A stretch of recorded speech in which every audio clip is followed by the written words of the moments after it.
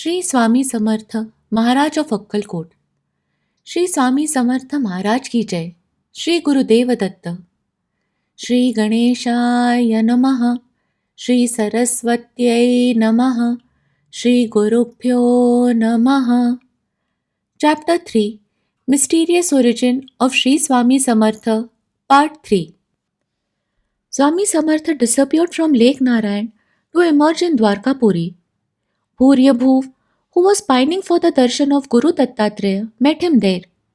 He had seen Dattatreya's image in his dreams, and now he saw the same in person. He had some difficulty in understanding spiritual problems. Swami Samartha explained to him clearly the essence of the Upanishadic teachings and blessed him by his touch. Instantly the yogi went into a trance and remained in that ecstatic state for some time. A blind man was similarly blessed by Swami Samartha. He regained his sight. Another devotee, Rauji, also received Swami's grace. Swami Samartha then went to Gautam Tirtha, where he came to be known as Krishna Dattatreya Narsimha Muni. He disappeared from that place too and emerged at Girnar. In Saurashtra, near Junagadh, there is the Girnar hill, which is believed to have been visited by Lord Dattatreya himself. Many great sages, including the disciples of Gorakshanath, have done penance there in ages past. Goddess Amba Bhavani had her abode on one of its peaks. Girnar is a holy hill. Shri Swami Samartha visited it and stayed at the Guru Datta Shikhar for some days. It was the same place where Lord Dattatreya himself had originally stayed. Swami chose the same spot for his sojourn and stayed there for some days and performed many miracles. A lame man could walk again normally. Is it not said that he, the Lord, could make the dumb eloquent and the crippled scale mountains? On the Amba Bhavani peak, Swami met the goddess Amba Bhavani, who asked him why he had left his abode. It is just like the rain clouds moving all over, only to pour down water on the parched land. I am on this itinerary to shower spiritual grace on all. Mother, I seek your blessings in my mission. Then he took leave of her, taking a bath in the Kamandalu Tirth. At Girnar, Swami was known as the Chanchal Bharti, a wandering mendicant. A devotee called Sevadas came for darshan. As an honest aspirant, he sought help and guidance on the spiritual path. Swami advised him, for spiritual progress, Chitta Shuddhi, purity of heart is essential. It is achieved by dedicated action without craving for fruit thereof. Our duties are to be discharged in the spirit of selflessness and as a part of worship. Through this, egoism slowly vanishes and vision broadens, and the heart becomes expansive. Once the mind is purified, you must seek a Sadguru, and surrendering to him, serve him. Listening to, reflecting, and contemplating deeply on the spiritual truths are then the logical steps to follow. Thus, erroneous notions and wrong beliefs disappear. Nescience is removed. Thus is realized the knowledge of the Brahman. After this advice, Sevadas was blessed by Swami with a darshan in the form of Lord Dattatreya. Swami further taught him the principles of yoga and gave him practical guidance for realization of the self. Sevadas and his friends considered themselves lucky, and they extolled the holy name of Shri Swami Samartha. From Girnar, Swami Samartha disappeared again and emerged in Ambezogai, a place of pilgrimage in Parbhani district. There Shri Swami Samartha appeared in the form of a simple rustic and mixed freely with the villagers as one of them. Among the shepherds, there was a girl of 5 and her parents were greedy. They were planning to make money out of her marriage.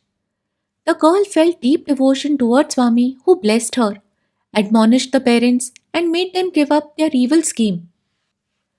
Swami Samartha, after visiting many other holy places, reached Rameshwaram in the far south.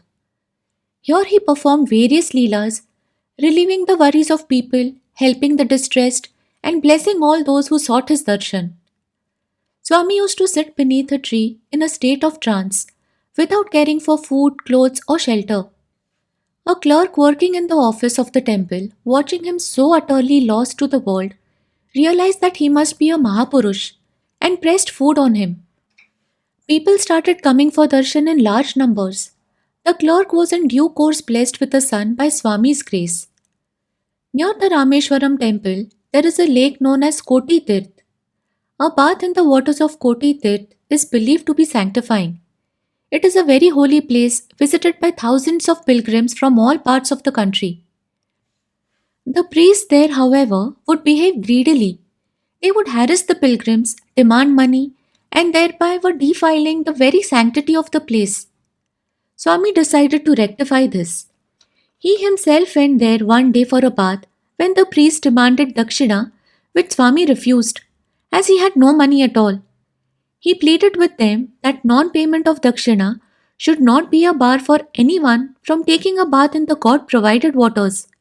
The priests, however, did not allow him to proceed to the waters for the bath. Swami turned back, pronouncing, "This tirth has lost its power of purifying. It has lost all its age old sanctity. It is no use taking a bath in it now." The priest ignored his remarks, but lo, to their utter dismay, they found the waters turning foul, dirty, worm infected, and emitting obnoxious and suffocating odors. They realized that this calamitous occurrence must be due to the wrath of the man whom they had turned back, that he must be a Mahapurush, and that his curse had taken immediate effect. They repented much and started searching for him to beg for his forgiveness. They found him near the Shivalinga in the shrine of Rameshwaram. They fell at his feet, begging to be forgiven.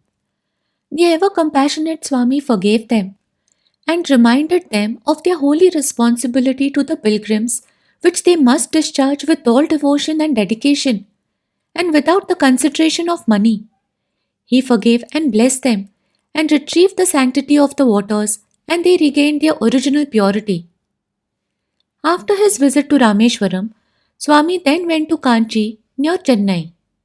There were legal disputes and much hostility raging between the Shaivites and the Vaishnavites at that time. The government officials demanded from the Vaishnavites the original documents, that is, sanads, as proof of their rights. The Vaishnavites could not trace them and therefore were unable to present them. They approached Shri Swami Samarth and prayed to him for help in the matter. Swami told the Vaishnavites to search for the proof in the river. Lo, a big stone was found in the river sands on which was engraved the name of the original claimant. This was enough proof, and the Vaishnavites regained their rights and earlier claims. After this, the disputes ended and peace and harmony began to prevail in the place. From Kanchi, Swami, during the course of his further travels, arrived in the mutt at Rajur, district Bir. With his arrival, the mutt and the whole place started reverberating with spiritual activity. Large number of people came for his darshan, worshipping him as the incarnation of Lord Dattatreya. In that mutt, his holy padukas are preserved till today and are earnestly worshipped.